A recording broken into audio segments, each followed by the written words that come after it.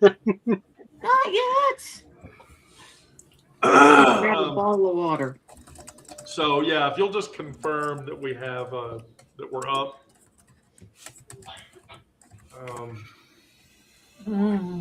I think we are. I'm just not sure. Okay. I'm waiting to see something on Substack.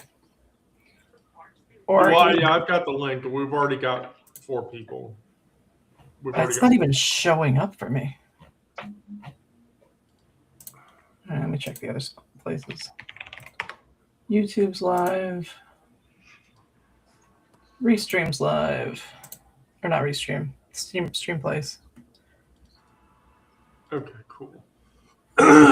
Here, I'll drop the in case you can't find it. There's the Substack link for the chat. Today's life growth, life survival. I'm just going to go right into it because this morning when I was writing the daily digest, I was trying to decide if I was going to publish the picture of Jesus, Ochoa, and Raimundo Gutierrez, who were the 2 people that killed Alex Preddy. Right. And so, like ProPublica, I said, fuck it. I will post their pictures. And in the caption, I even said, if you see these 2 people, run away, run very far away, because they're going to kill you. And so I was thinking about that at 3 a.m, which is usually when I write the daily update. And the thing that sort of came to my head was, how do we grow past this? How do we move forward away from it? And then how do we build infrastructure around keeping it from fucking happening? And so I went into one of my large library of queer texts and picked out some relevant discussions about those items. So with that, I'll just go right into it. Anais Nin. If you don't know who that is, Google that person and read stuff that they've expressed, because trust me, you want to. We do not grow absolutely chronologically.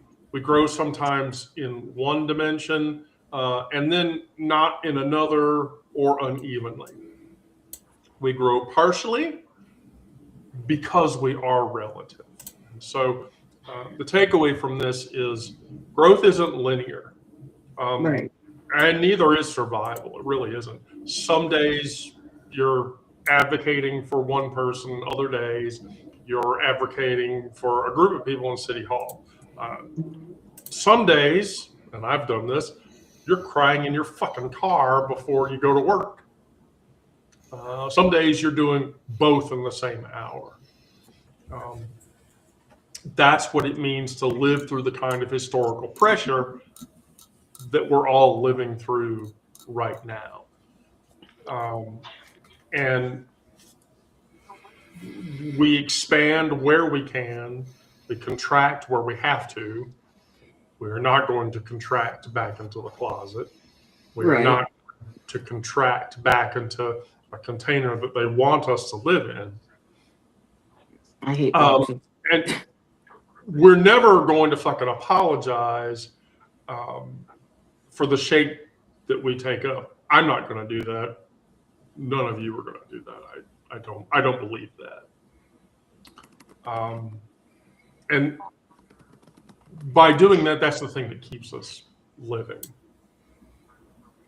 So then I think about that, and when I ask myself, where am I in my life? Where am I pushing myself for growing unevenly? And so I noticed that I hold contempt for my own asymmetry at times. Over the weekend, we took the kids home, and on the way back from taking the kids, I was like, look, my hair is a disaster and I need to do something about it. And so I asked my partner, I'm like, I know we're in your old neck of the woods, how bad of a transphobic place is this location going to be? Because I literally want to go into Great Clips and just say, shave every ounce of hair off my head, which is what they did. And she was like, well, I mean, flip a coin. And I'm like, I have to have my own agency. Right. So, my emotional intelligence over the last little while has been outpaced by my own ability to set boundaries. So that's my growth problem. And so with that, we're going to pick on somebody.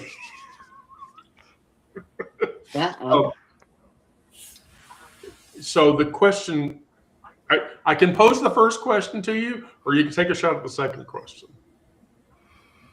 Are we picking on me? Yes. You're at the top, so you're going to get it first. Okay. I'm flexible. All right. Well, then we'll start right there. What growth in your life do you think you are mistaking for regression? Ooh. I haven't considered myself regressing much, so I might be very in touch with myself. Why do you feel in touch with yourself? Well, you asked what growth I feel might be regression instead of growth. And I really haven't been worrying much about regression, so maybe there's something I'm missing. I have noticed that my give a fuck is mostly gone. I've read, though, that is typical for synaptic pruning after menopause. So I really don't miss my give a fuck much. I'm kind of happy not to have it anymore. That's been like my biggest change is noticing my give a fuck is gone. I don't care what people think anymore. It's like, fuck you. If you don't like it, go away. So that's been the biggest thing I've noticed lately is my that's lack of give a fuck. that's a good answer. If you don't like it, go away. That's a good question good answer to the question. So now we're gonna ask Sarah. So Sarah, you get the first question. Where in your life are you punishing yourself for growing unevenly?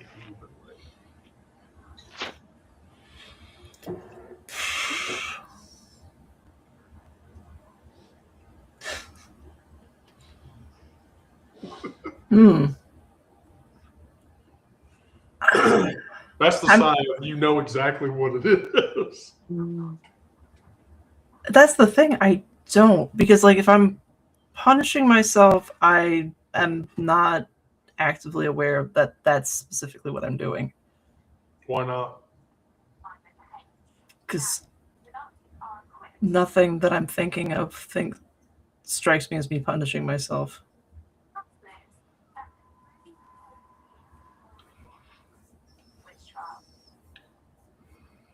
Are you mistaking any of that growth for regression? It's plausible. What makes that plausible? That there's a lot that I haven't uncovered yet, and hindsight's 2020. Shoulda, coulda, and woulda. Right. Oh yeah. So a lot of times I won't realize something until it's already done and over with. Although I'm getting a little better about that. You're getting a little better about that. Yeah. I told my son the other day that regret is a heavy burden you don't have to carry. You can look backwards and say, I should have made this decision, but you don't know what would have happened as a result of that decision. You don't know you'd actually be in any better place than you are now if you'd made that other decision. You know you'd be in a different place, but you don't know where that would be and if it would actually be an improvement. So being upset about the decision you didn't make is just a waste of your emotional energy. Instead, you evaluate where you are and you move forward from there. That's the best you can do.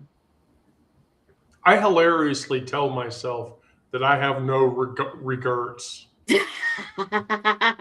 Not Yeah. even one letter. Not even one letter. Um, okay, Miranda. Um, if Okay, your growth Wendy. were a physical shape, what would that look like? If my Physical growth were a physical shape. Yes. Love your nail color, by the way. Thank you. Um,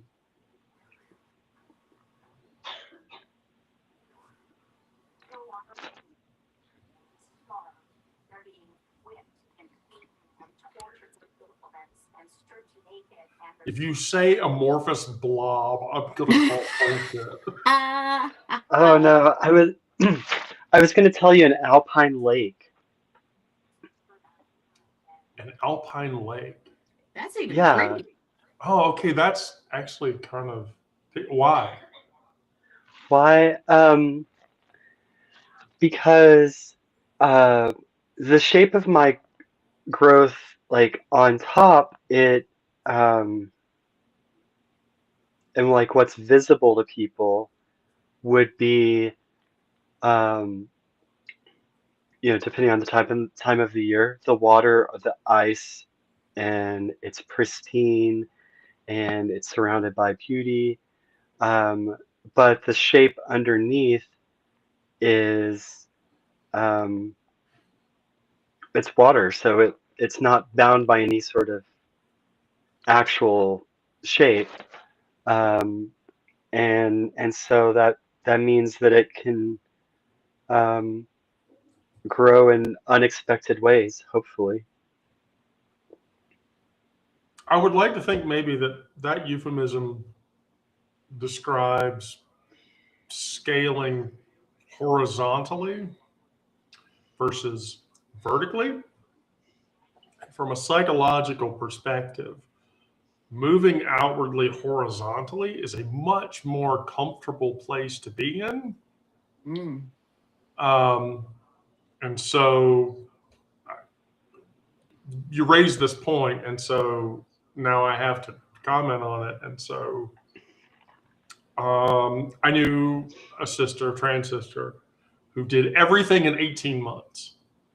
Yeah. And that's way too fast to get everything done. It really is. Yeah. Hmm. So that's scaling vertically. Mm. And the disappointment for her is that when she scaled all the way vertically, I mean, if you see this person, she's extremely beautiful. Um, she's extremely attractive. You know, um, she would give Christy Brinkley in her prime a run for her money. Oh wow. And the reality is, she's like, I got here so fast that I'm now uncomfortable in my own skin Mm. because I didn't have time to adjust. That's too Hmm. bad. Yeah, something I've thought about with my transition is that um, you have all these different decisions to make. It's not just um, you know, or like a lot of people think of it as like you go and get a sex change and that's that's the thing, right? But we all know that like hormones are a part of it. Some people have breast augmentation. Some people have facial feminization surgery. Some people have tracheal shave or some other type of um, throat and voice surgery. Um, some people even do like body curving stuff. Um, you know, what like the list is endless as far as what um, medical science can do. Um, but I wanted to like really hold off on um, surgical interventions until I gave my hormones a couple years to work. Mm. because, you know, hormones, they grow boobs. That's great. Um, they like change facial structures. They redistribute fat throughout your body. Um, they even make skeletal changes by changing the like um, thickness of the connective tissues and stuff. And so I didn't want to rush into like, oh, I'm not happy with my face. I need to go get my brow bone Mm. shaved and this and that and whatever. Um, I wanted to give the natural process time to do what it's going to do before I even thought about those decisions. Um, and now I'm at a point where it's like I have um, plumper cheeks and like a rounder face shape. So why would I want to go get FFS? Like, maybe my face still has some shape to it that some people would read as male. Um, but I'm not transitioning for them. I'm transitioning for me. I'm the one who has to look in the mirror. So if, and like when I look in the mirror, I see resemblance to my mom and to my sister. So why would I want to take that away? Right. That's And some true. people are going to make a different decision on that, and that's Right. fine. Like um, Onyx recently had her FFS, and that was something that um, is very affirming for her, and I'm so happy for Mhm. her. Um, but it's one of those things that like wasn't needed for me, and I think um, giving yourself time to really think about it and not just like, oh, these are the options, let's go do them all. Right. Yeah, I would agree with that. I would agree with that utterly and wholeheartedly. Oh, so do you want the physical shape question, the regression question, or the punishing yourself question? Mhm. Oh, I mean, let's just do all three. I don't know. Well, I did want to kind of respond to a couple of things. Please. One of the things that Sarah said about not being able to see when she's punishing herself, I can kind of relate to that because I think sometimes we are so used to punishing ourselves that we don't see it anymore. Mm. We don't maybe not even see it as punishment because we've grown to live with it. Possibly. Not saying I, that's what the you're human body what you're has doing. the human body has an interesting paradigm, and that's the human body has the ability to adjust to any stimuli. Mm. There's a Yeah. smell that you deal with every day. Eventually, you won't smell it because your Yeah, body just acclimates to that. And so, right. emotional bandwidth, like whether I punish myself or not, or whether I'm self aware that I'm moving backwards instead of forwards, it's easy to fall into those patterns and Mhm. just not be aware of it because I'm so used to doing it. For me personally, do you guys feel that way? Old habits? Yeah. Yeah. I I have to worry when I'm dieting because I have this habit of falling into very self-punitive modes with it Right. and a lot of self-loathing Right. because I've been my weight has been pointed out to me more than once in my life. See, from my perspective, so another analysis of my perspective and not being aware, consciously aware, my abuse history. I wasn't really until my mid to late 20s when I realized all of the beatings that I took when I was a kid Mm-hmm. were abnormal. Oh, I yeah. thought that's what a parent did to their child.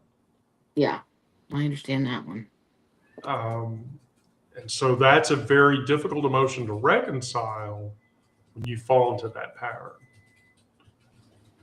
So, which that leads right into the next topic. So, Oh, I wasn't done. oh, you weren't done. Oh shit. Okay. No, more. I want more. We want more Brandon. I So, love Brandon. He's cute. Well, I also wanted to. I related to Miranda's visualization of the growth as a lake, because I can see that as like a large lake. If it rises an inch, that may be almost imperceptible. You may, but that's for a large lake. That's a lot of water. That's True. actually a large amount of growth that you may not really realize or acknowledge, right. and you may look back later and see how much you've grown, but at the time it's very gradual and almost unnoticeable. Mm-hmm. Right. When Miranda said lake, I thought about the fact that the top of the lake can seem very still and unchanging, but there can be a lot going on underneath the surface of that lake. And people can assume that there isn't change happening because they aren't seeing it, because they're looking at the large picture so much they don't see the smaller parts of it.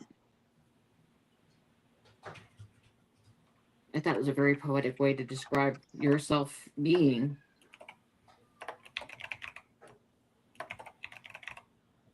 Okay, now you can take me down. I'm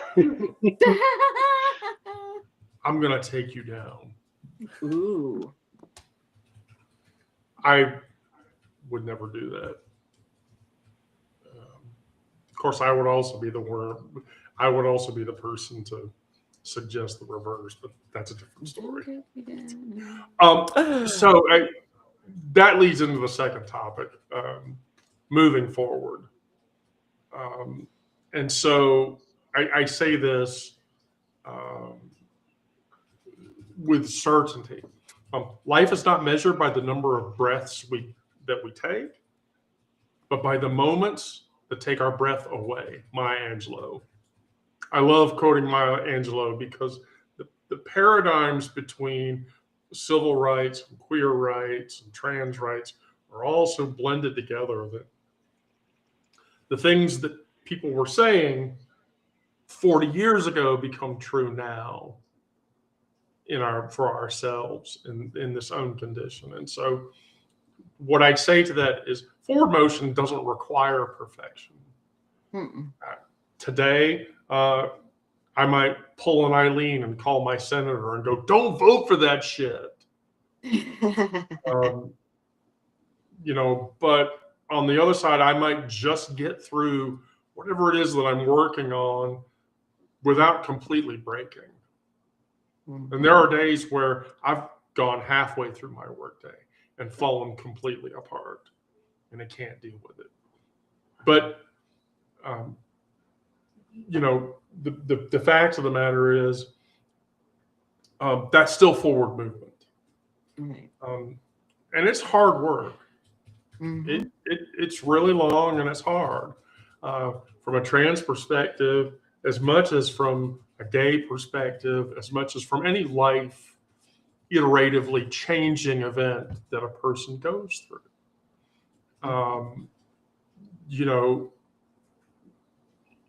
you know, and to Miranda's point about the shape that we take or the things that we do, none of us is obligated to finish whatever that is in one day.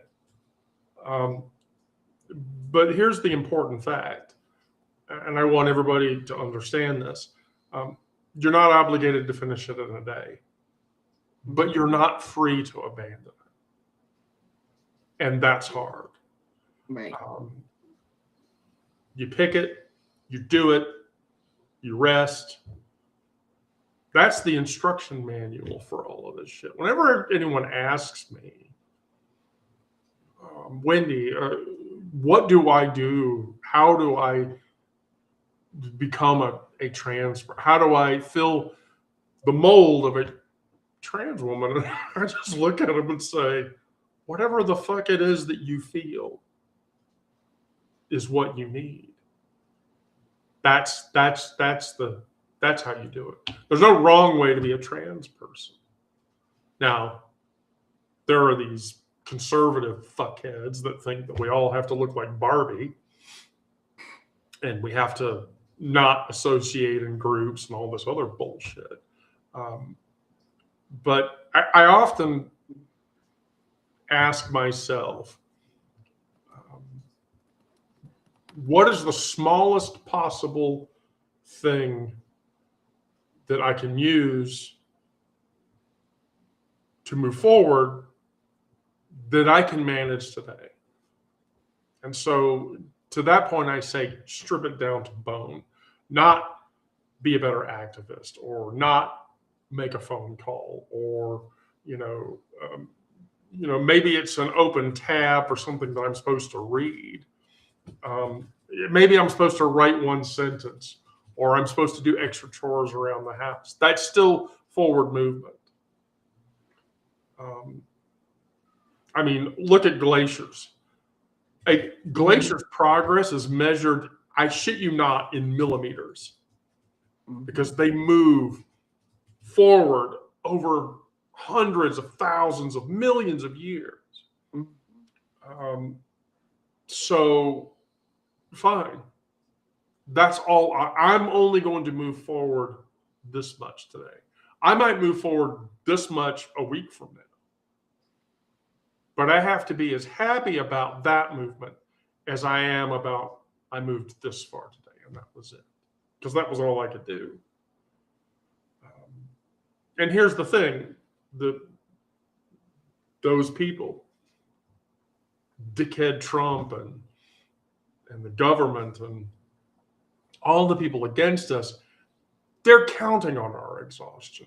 They want us to do this shit every day so that we get burned out doing it.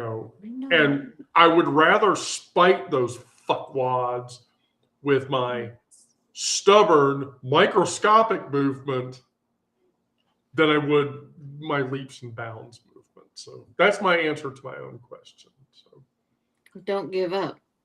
So we're gonna start in reverse order now. So Brandon, I'm going to ask you a hard question for this. Oh, no. There were easy questions? Yeah, there were easy questions. You skipped those, didn't you? No. I just trust me, okay? What are you carrying that isn't yours to carry?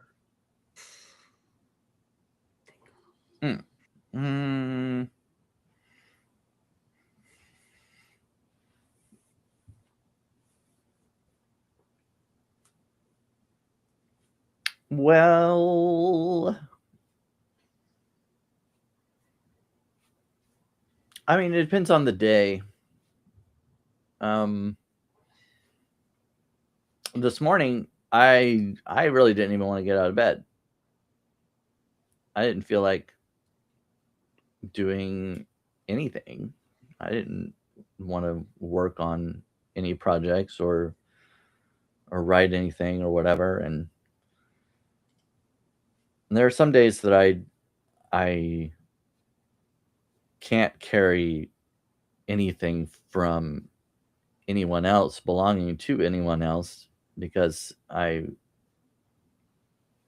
can't even carry my own stuff.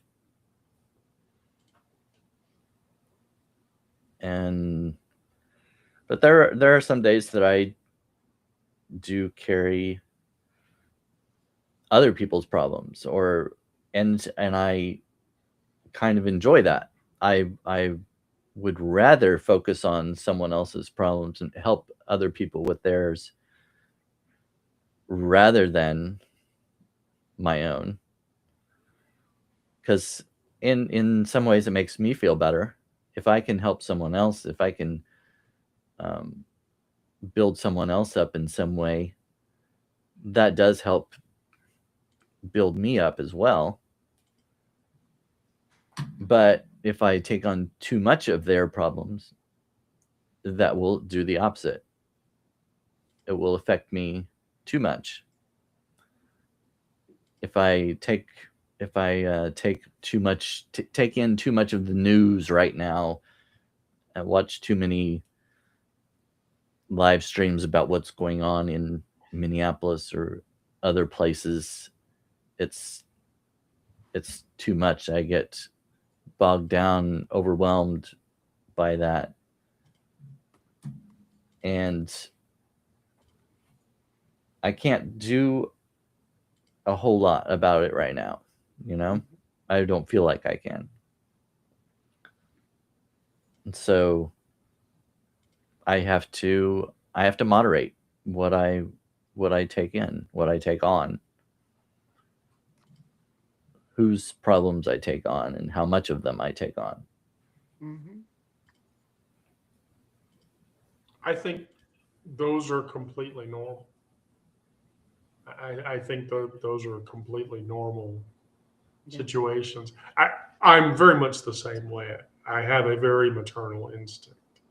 And so, from my perspective, it's much easier to help people than it is to help myself. And I don't help myself near enough. Near enough. So you get to talk for a few minutes because I have to step away.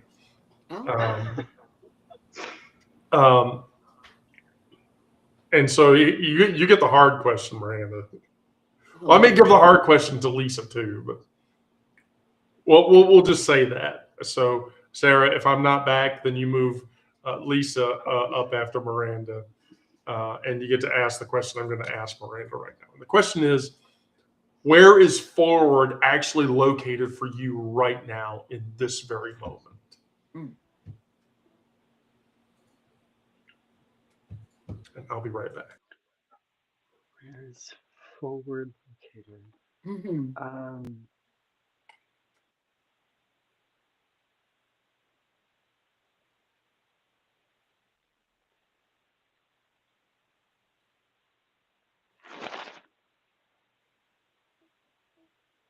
I don't know. That is a hard one.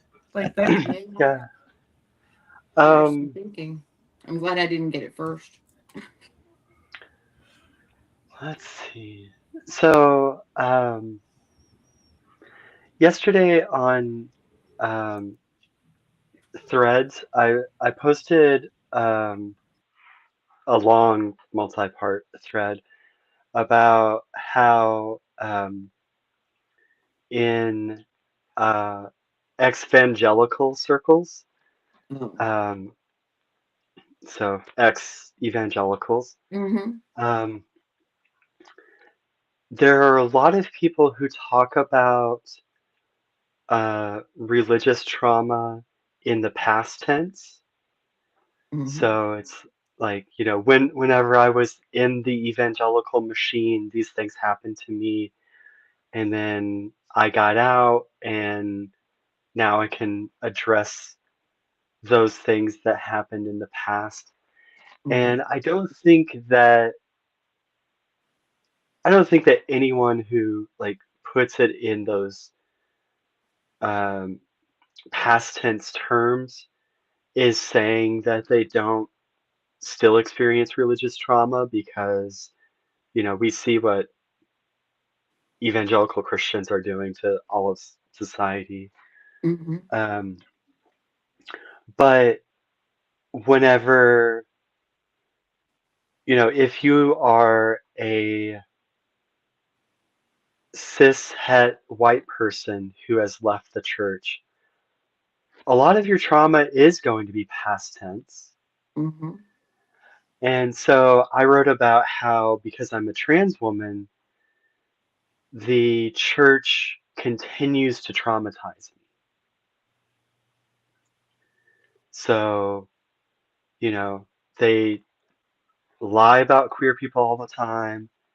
They are my top source of harassment and threats. Their threats are more vulgar and detailed than anybody else's threats. Mm-hmm. And so thinking about like what forward progress is, versus like posting about that last night, which is like the I can't just set aside the past because the past has come with me to the present and it's Right. here for the foreseeable future. I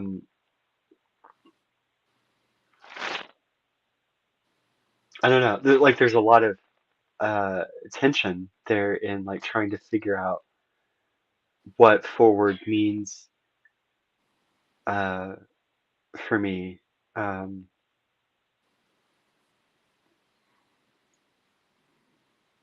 I think the evangelicals are more of the problem than you are. I don't know how we'll fix them. There's no way to fix evangelicals, as Miranda and I know very well. They feel justified in hating people. Yeah. Hey, Sarah, did you get Keeper of the Bees taken care of? We got a nice comment on YouTube about how we should be No, traumatized and Traumatized bullied and for being bullied. queer. Yeah. Oh, I didn't even see it. lovely. Oh, freak show. Oh, that's cute. Wow. You brought all of this upon yourself. Freak show is freak show. Oh, somebody handle my lightweight for me, please. Was that your answer to the question, Marina? I could hear Oh, you. that's on Twitch. Yeah, No, it's not. Where is that? No, it's on YouTube. YouTube. Yeah, it's on the boob tube. So now, Lisa, you get to answer the question. What looks like forward to me Yeah, what looks like forward for you today, right now? today?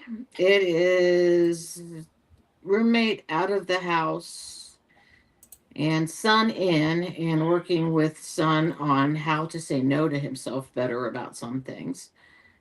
In fact, that's like all of my focus right now because it's going to be major life changes to have him, an autistic 6-year-old, and his partner all here 24 hours a day.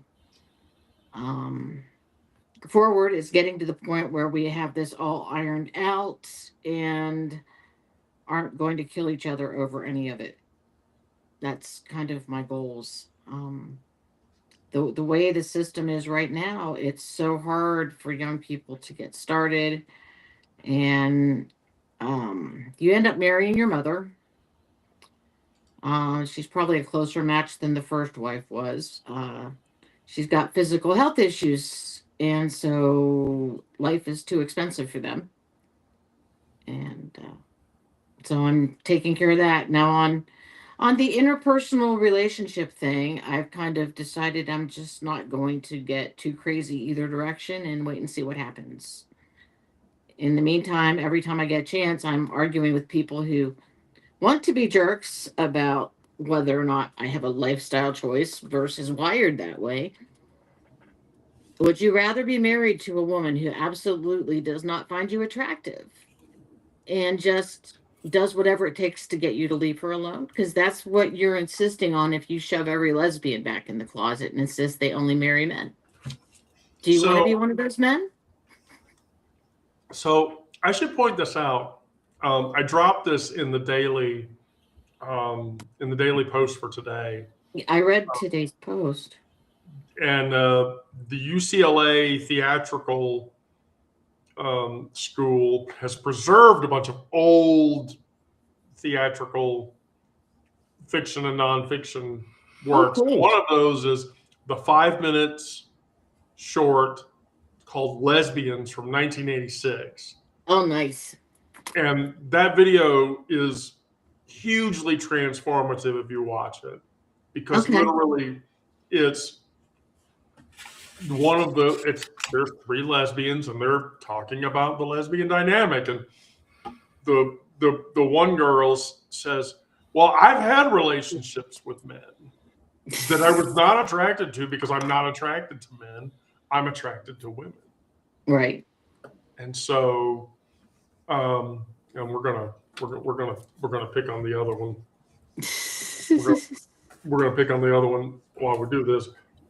But that video, watching that, shows you the perspective of a queer person from 1986, and that perspective is very unique and very classic. All right, so Sarah,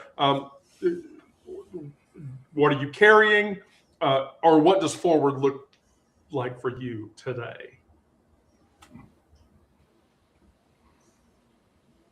I want to start with kind of echoing what you were saying about the smallest possible thing that can be moved forward or used to move you forward.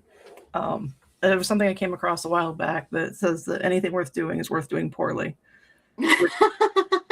which sounds counterintuitive, but No, I like it. if the only thing that you can bring yourself to do is go and throw a little bit of mouthwash in your mouth instead of being able to get up and brush your hair, take a shower, brush your teeth, all the things that they say we're supposed to do to take care of ourselves.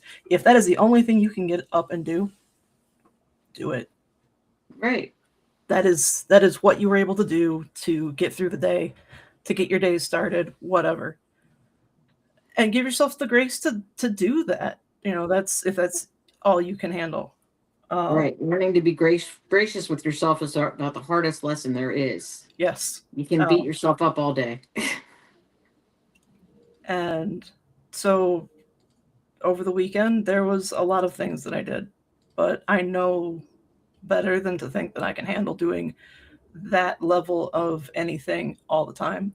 So today I will get by on leftovers, and I will get through my 8 hours of work day and maybe do a little writing. And that's probably going to be the movement forward for me for today. There's nothing wrong with that. There really isn't. That sounds like a lot of movement, to be honest. No, I don't think that's I don't think that's certainly not problematic from my perspective. So the culmination of those two survival guidances from the digest led me to Gwendolyn Brooks. And if you don't know who Gwendolyn Brooks is, Google her and read shit that she wrote and talked about, because it's transformative. And that is this, and I say this to each one of you in this live as much as I say this to anybody that's watching. And that statement is this: we are each other's harvest. We are each other's business, and we are each other's magnitude and bond between each other. And so what does that say? That says that we're the infrastructure now. When the federal government fucks with us, when they do shit to the earth to try to destroy it because they don't give a shit about climate change, or they send masked agents into American cities and it deports people who are going to die, we become the record. We become the memory. And as a druid, my job is to tell, one of my primary roles as a druid is to tell stories. And tell stories about the past, oral traditions. We become the network that catches people when the state decides to fuck off and kick them to the curb.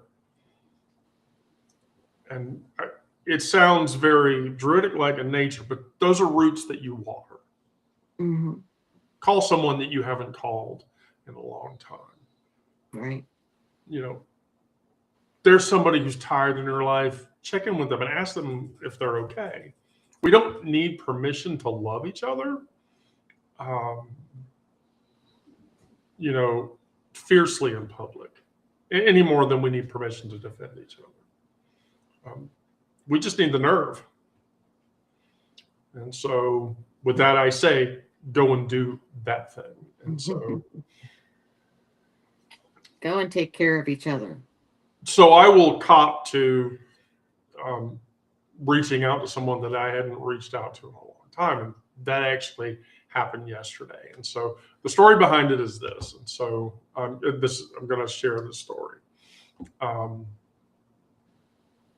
His name is Christopher. And Christopher and I were friends in college. And much after that. Well, there was a point in his life where he went down the wrong path, went down the right, far right path.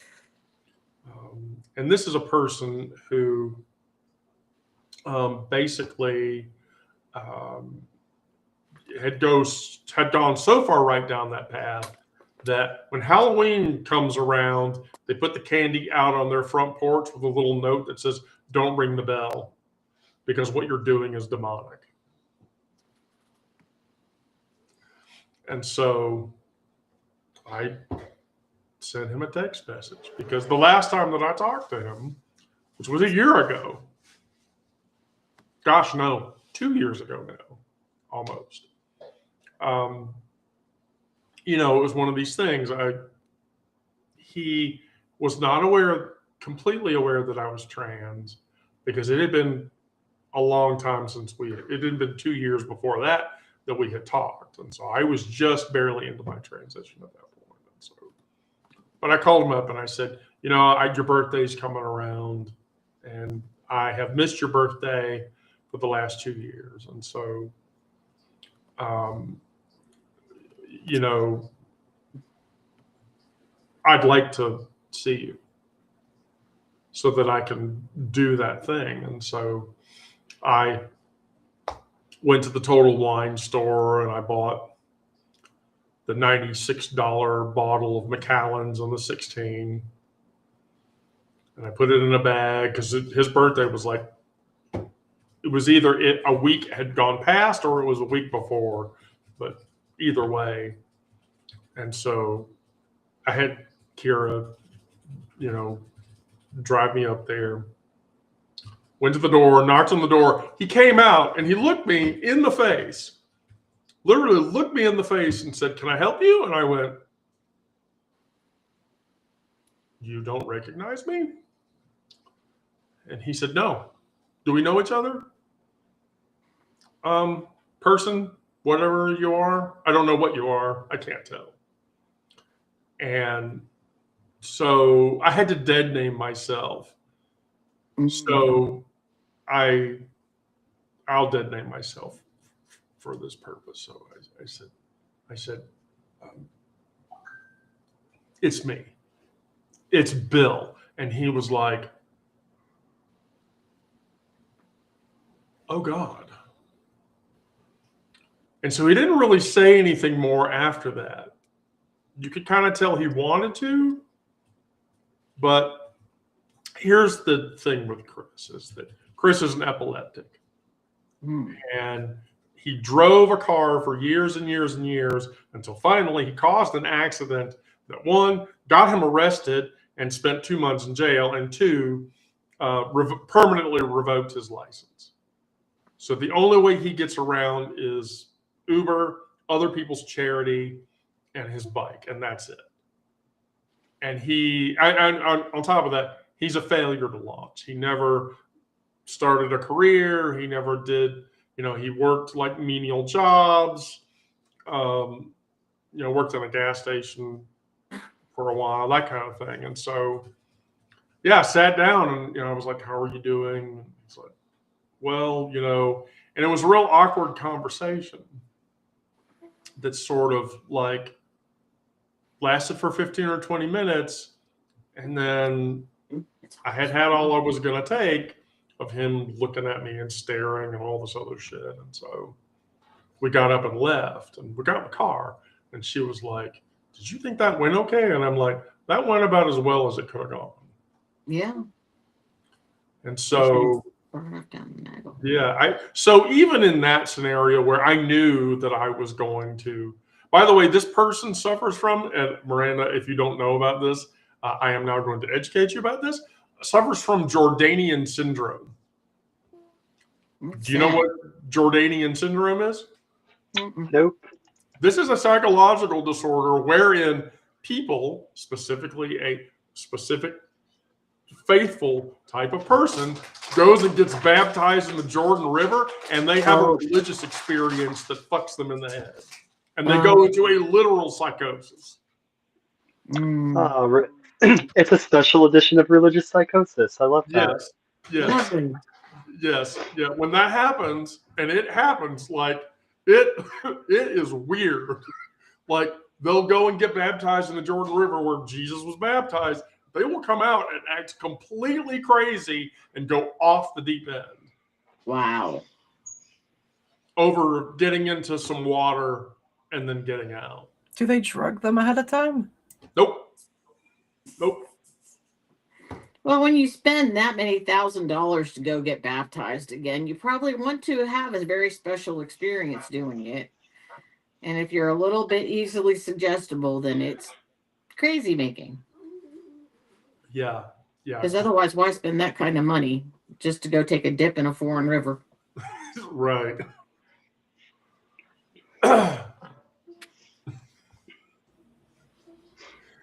I wonder how it compares to the mega churches that do mass baptisms at water parks. Like, which one really gives you the best spiritual experience?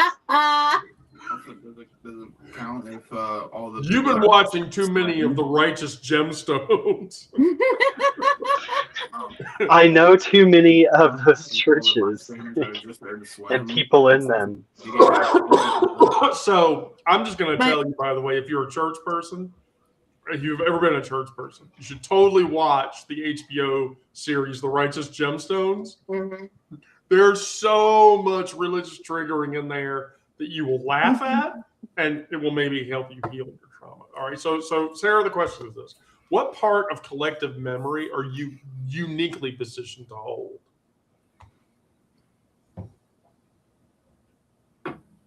Uniquely positioned to hold? Yeah, I'll let you answer that one, or the one person in your network that you've been meaning to water and you haven't done it yet, but you should. And why is it stopping you?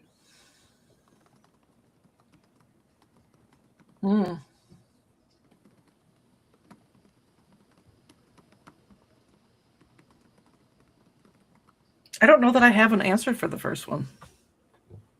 That's why I gave you two choices.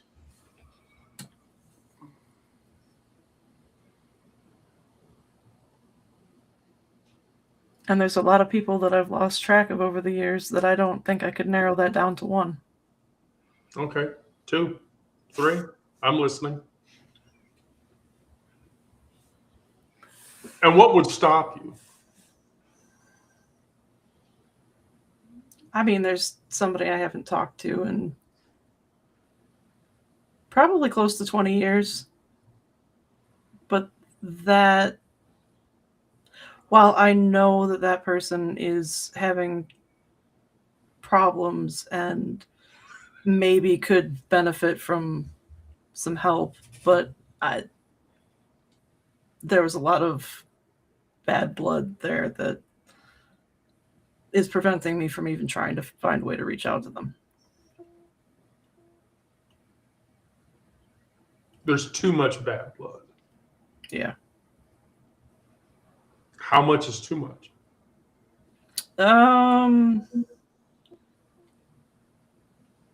I held as a symbolic burial for this person after high school. Oh, wow. Dead to me. Yeah. Okay. That's really fucked up. Well, we don't want to desecrate any cemetery. No.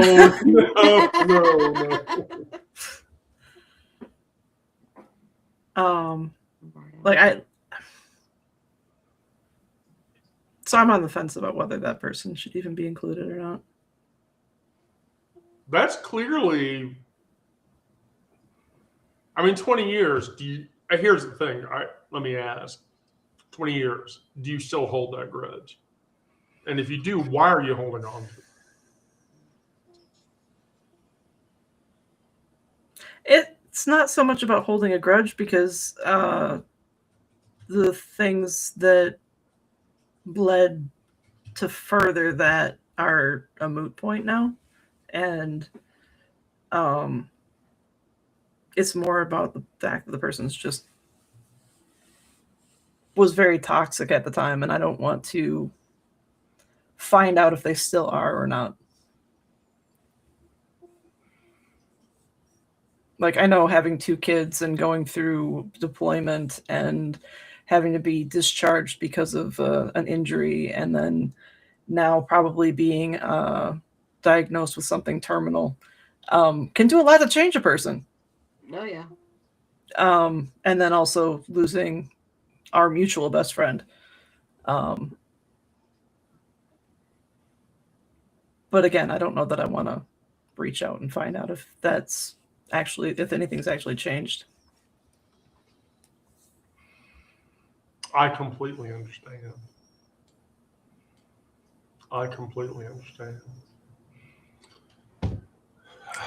All right, Brandon. Collective memory or question number 3, which I haven't asked yet, by the way.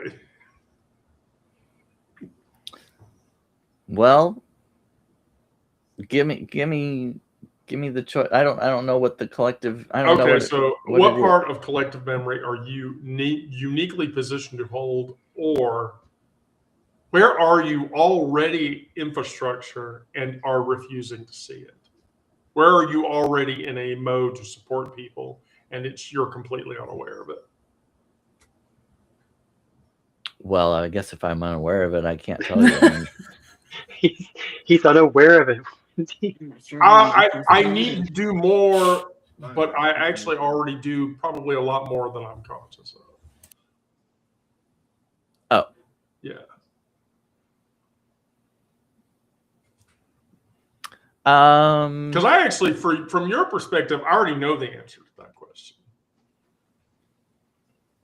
Well, I think part of it is my writing. I mean, I'm sure it touches people and evokes emotions in people, and there are certain people that can relate to it that I'm not aware of because they don't always reach out and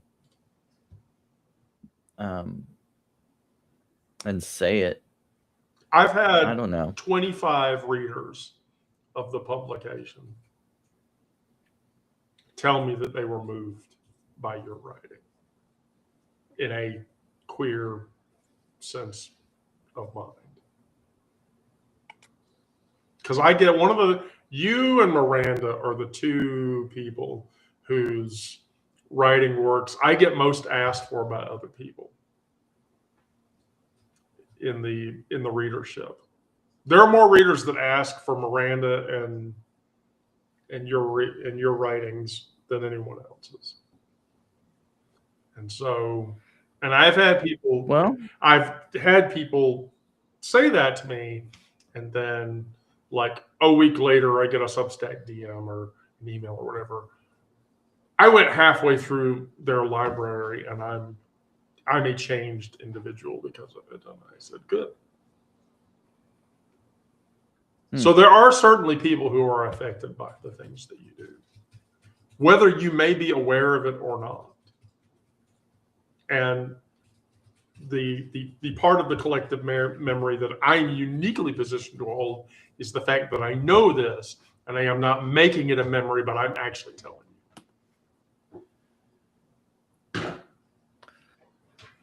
Well, it's nice to hear. I mean, sometimes it would be nice to know that or to hear that from those people or whatever. But on the other hand, well, I don't know. I mean, I'm not looking for like accolades and things like that, but it does help to like keep going, knowing that if I'm doing something that's helping somebody, that because sometimes I might feel like, what's the point of this? Why should I even publish another article? It's nice to know when you're making a difference. Yeah. Well, Right. Nice to know you Right. It have does help value. propel me forward. I don't need a medal or a cookie for it or anything, but it's just nice motivation, though. That's good enough for me. Yeah.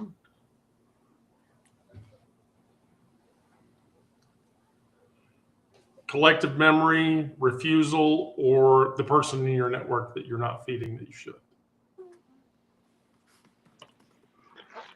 Collective memory.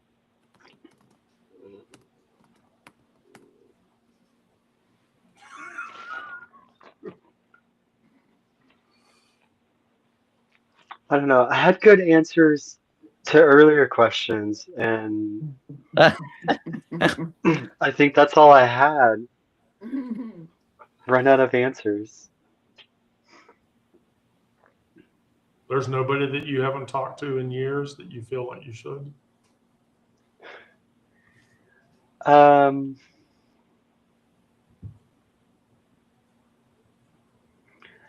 I have actually been reaching out to some of those people. And for the most part, it's just been confirmation of why they aren't active participants in my life. That's a very normal feeling to have. So you've received negative feedback.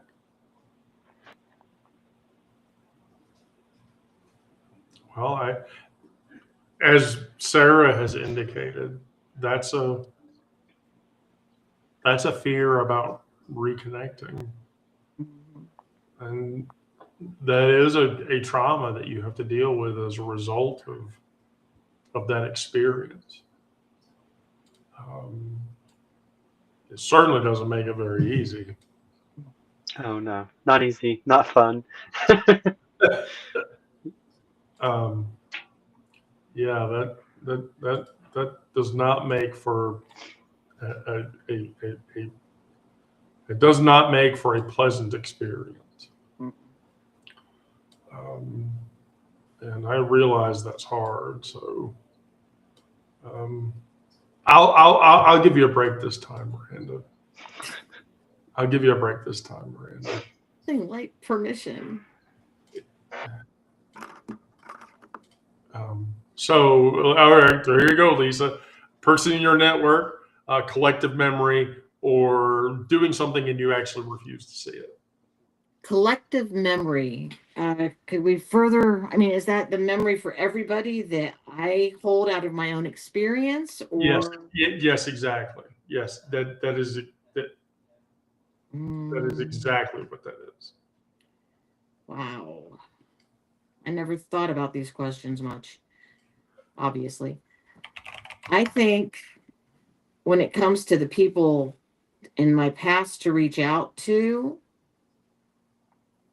The ones that I haven't reached out to is more because of boundaries. Um, immediately my ex stepsister comes to mind. Your ex stepsister. Yeah. Okay. What's stopping you?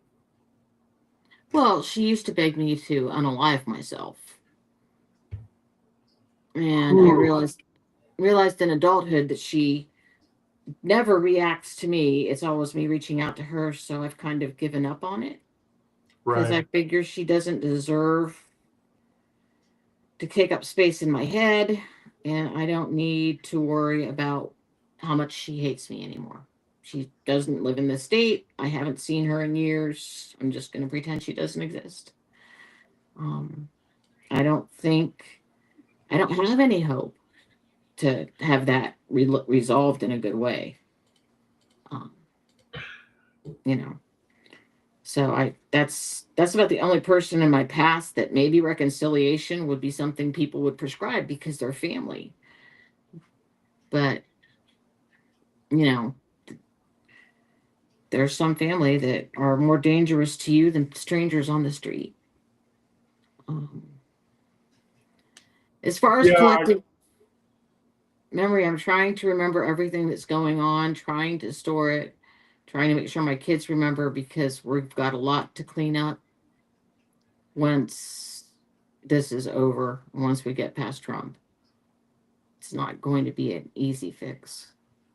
No, it really the path forward after the administration leaves. And I want to be very clear about this. I firmly believe that in 3 years the administration is going to leave, if not before. And so I just I have nihilistic people in my life who are not that way, and who do not reconcile that belief because they basically believe we all live on a giant rock that is hurtling in space, and fuck you, Nietzsche. I mean, Jesus. But yeah, I rather optimistically, cautiously optimistically, I want to even say that. Be rational about the fact that it has to change. Yeah. How that changes, what the fuck that's going to look like when it changes, I have no fucking idea. None whatsoever. And there is in all likelihood a strong possibility that it will be a continually profoundly negative experience that could, in theory, resemble the A24 movie Civil War, which if you've never watched that movie, you should watch that movie. But the problem with that is that you then realize that that could actually happen under the current situation. So,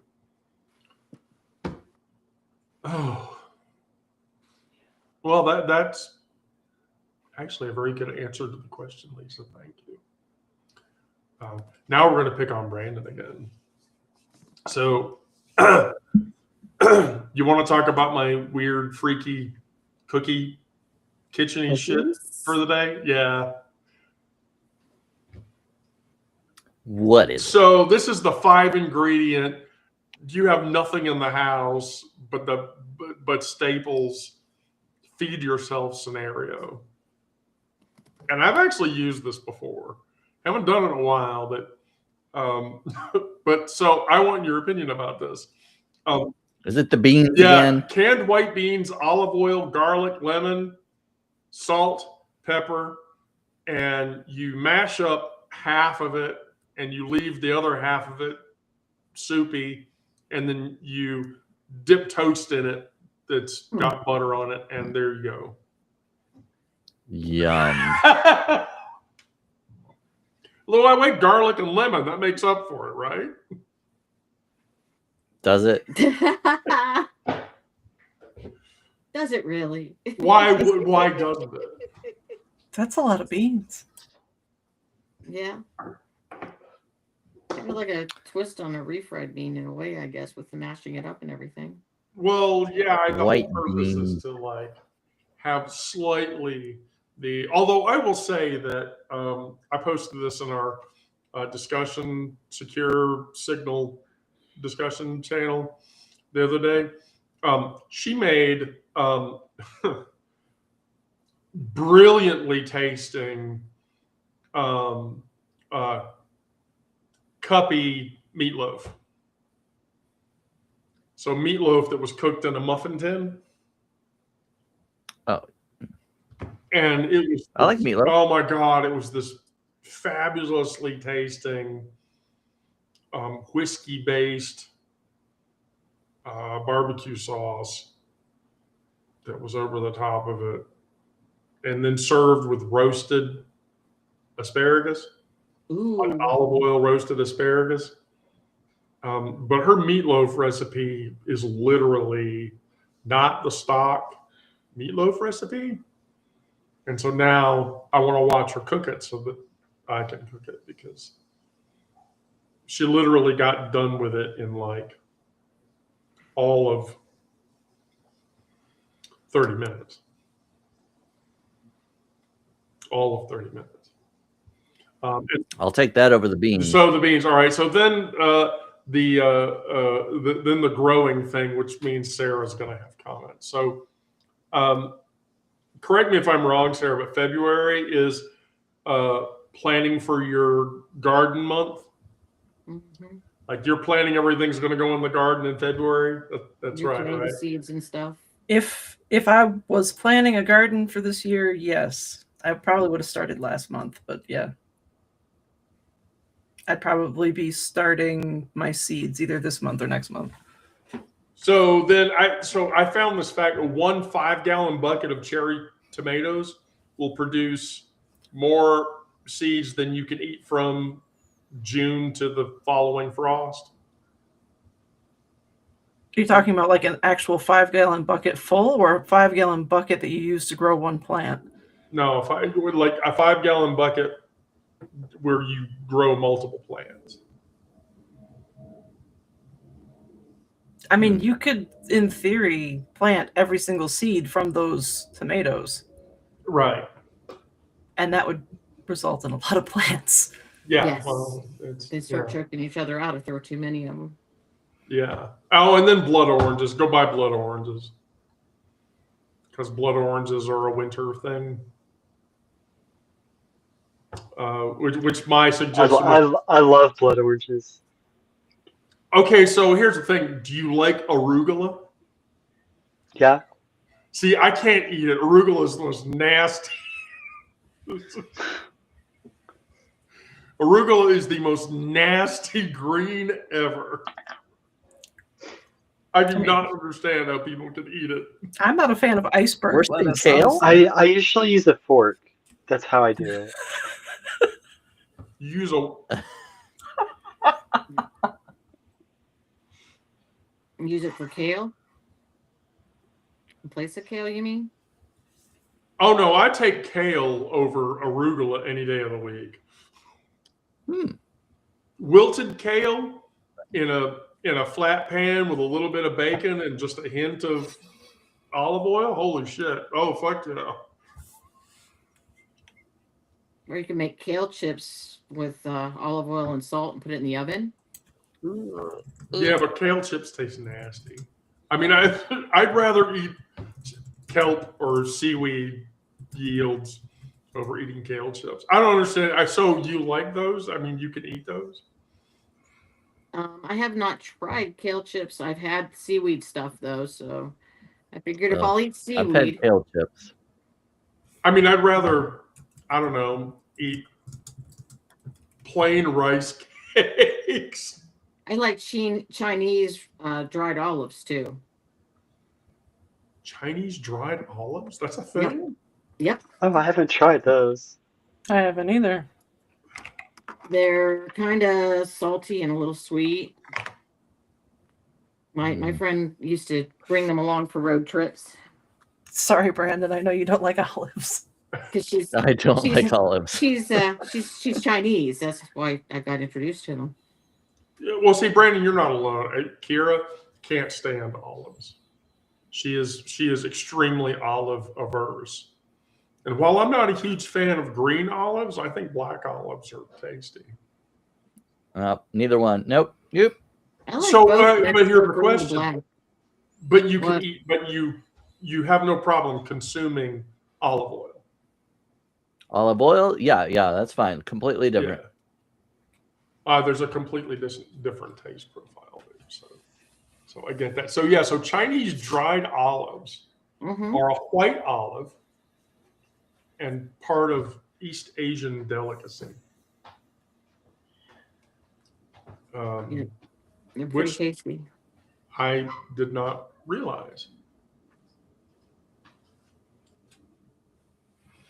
Well, what can I say? I had a crush on a Chinese woman. You have or you had? Had. I know it's never going to get matched, so it's just kind of one of those things. Okay. Who do you have a crush on now? Wait. It's been a few days, Brendan. Have you met the guy yet? No. The way he says it. No. Something, I don't know. Something always happens. Brandon, I have dreams about you meeting this guy. Aw. I don't know. I really do. I mean, that or I just want to set you up with a guy that'll marry you and you'll be okay. But Aw. I'm serious. If you Yeah, come to well, Atlanta for a yeah. day, I literally will take you to Mary's one night, and that'll be it. That'll be it. That'll be it. One night at Mary's in East Atlanta. Game over. I don't believe that. Oh, I believe that. So gay guys have U-Hauls too? Is that what I'm hearing? Do what? They have what? U-Hauls. Oh, Gonna get married That in one day. joke is That sounds so very bad. U-Haul-like to me. That joke is one. That joke is, gosh, that joke might be older than me. If it's not older than me, it's just barely Younger. older than me. Not much, but well, sometimes it's me, sometimes it's him, but there's always something that's we're still working on. okay. So Brandon, honey, listen to Mama. Just gonna tell you this, okay? Make a committed plan. Well, I thought that was happening this past weekend, and it didn't. See, he's more, according to him, he's more like he's kind of spontaneous, more impromptu. I am not. I'm more of a planner, and so it sounds like we're gonna get along great. But I mean, I like to be. I'm flexible sometimes. I don't mind some last minute stuff, but usually I like to know things ahead of time. I'm sorry, honey, but you're gonna have to just. I feel like you're gonna have to be spontaneous. Well, we'll see. I mean, I will literally tell you, Brandon, you are literally on the verge of having the mystery guy appear in a subtext of the Queer Space story. You know, at night. All right. Well, I'll plan my spontaneity for next weekend. How's that? I love it. Plans. Spontaneity. Here we go. Going back to the whole infrastructure thing. I'm holding it for you because I want you to. Your happiness is important to me, and I don't know about the others, but I'm actually emotionally invested in you meeting this person. Oh, well, we'll see. I'm trying not to be too optimistic or too hopeful about it, but I'm open to it, so I'm not pessimistic about it either. Okay. Yeah, you can't hype it up too much. Yeah, I like. Right. Yeah, like if it goes too Disappointed. high, then you meet and you're disappointed. But that's the thing, though. You've been talking to this person now for long enough a time that I know. Eileen says Wendy in the fantasy romance genre. I will never be a romance writer. Um, I lack the inability to describe sexual activities between heterosexual people in a bizarrely perverse way. So that means that my ability to be a romance novelist is unlikely. I've read a Harlequin romance novel. I'll never do it again, but those things are about damn near pornographic.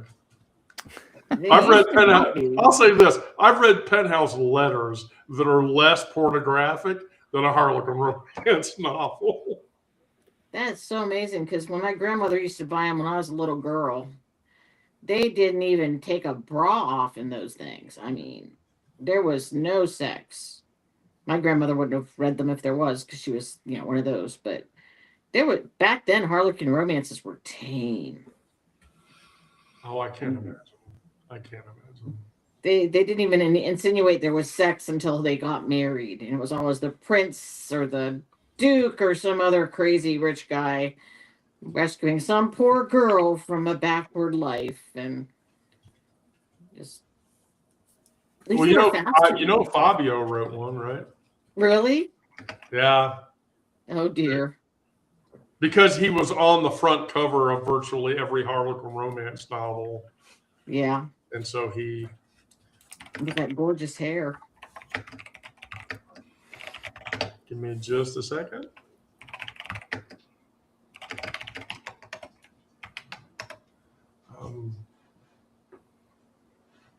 Well, I want to thank everybody for the usual 1 p.m. With that, I'll close. Okay.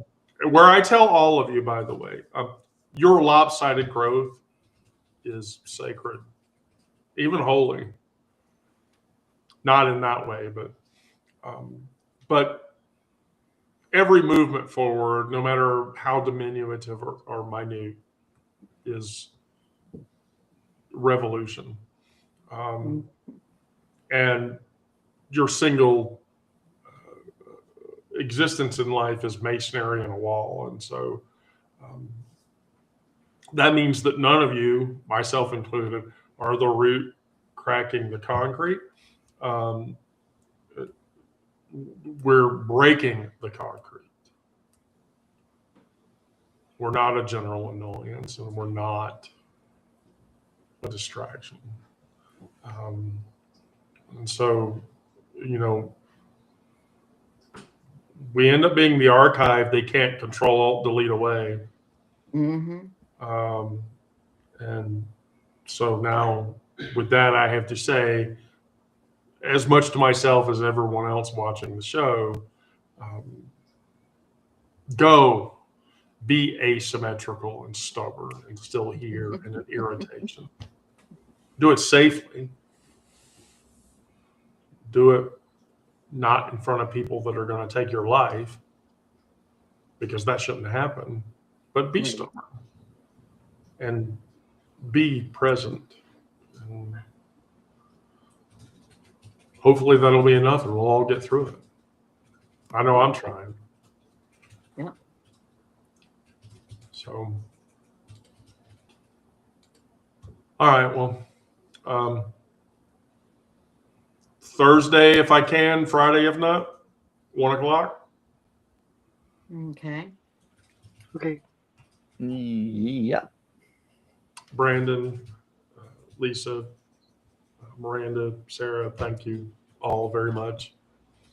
Did the transphobes disappear from the chat? I guess so. I blocked the one. I couldn't see him in the chat, but I blocked him on the restream. Okay. Well, I gave Onyx, Eileen, and Sarah. You have moderation, so the three of you have the right to boot whoever the hell you want off. Cool. So, all right, well, cool. Well, everybody go about your day. I'm gonna finish the remainder of my chili and keep on keeping on. Bye-bye.